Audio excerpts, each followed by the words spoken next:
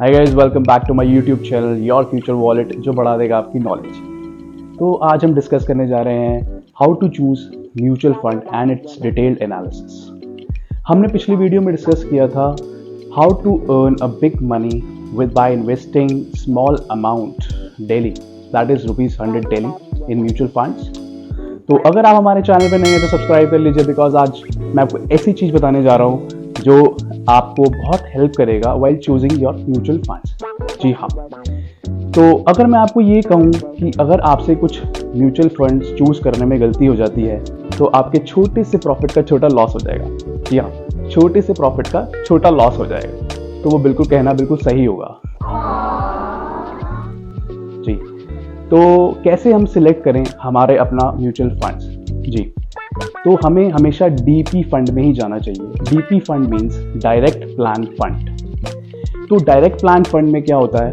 Direct plan fund में ये होता है कि आपको जितना भी बेनिफिट होता है वो डायरेक्टली आपको ऑफर होता है as comparison to indirect fund. जी हाँ, तो और हमें क्या क्या चेक करना चाहिए? हमें XIRR चेक करनी चाहिए of mutual fund, that is extended internal rate of return. Extended internal rate of return basically represent the entire value of fund while having SIPs transactions. It also may causes the inflow and outflow of cash. जी हाँ, तो ये बहुत important role play करता है while choosing a mutual fund। तो आपको हमेशा XIRR mutual fund भी चेक कर लेनी चाहिए। एंड तो हमें और उसके म्यूचुअल फंड के ऑब्जेक्टिव्स भी चेक करने चाहिए कि वो किस ऑब्जेक्टिव बेस्ड पे है, वो किस इक्विटी बेस्ड है, वो small cap, mid cap, large cap based है, या वो टैक्स सेविंग मोड पे है, या वो एक हायर रिस्कियर फंड है। जी हाँ, और हमें उसकी स्टॉक होल्डिंग्स भी चेक करनी चाहिए, उसकी टॉप स्टॉक होल्डिंग्स कौन सी हैं। अगर आप उसकी टॉप स्टॉक्स होल्डिंग चेक कर लेते हैं और अगर आप उसके फाइनेंशियल्स भी चेक कर लेते हैं तो मैं मानता हूँ बहुत अच्छा हो जाएगा। और फाइनेंशियल्स उसके इजीली अवेलेबल है NSE की वेबसाइट पे, आप जाकर चेक कर सकते हैं। और अगर आपने उसके फाइनेंशियल्स चेक कर लिए तो मैं मानता हूँ आपको पता लग जाएगा कि म्यूचुअल फंड की मार्केट में कौन कितना बड़ा प्लेयर है। जी हाँ, and there are lots of things.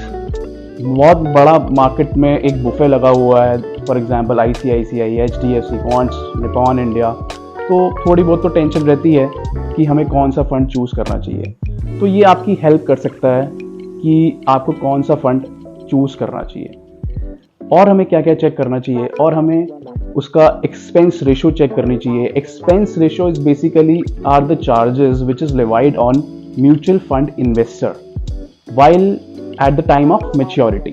जी हाँ, तो एक्सपेंस रेशो हमेशा कम से कम होना चाहिए। जी हाँ, और उसका एग्जिट लोड कम से कम होना चाहिए। जी हाँ, तो और हमें क्या क्या चेक करना चाहिए?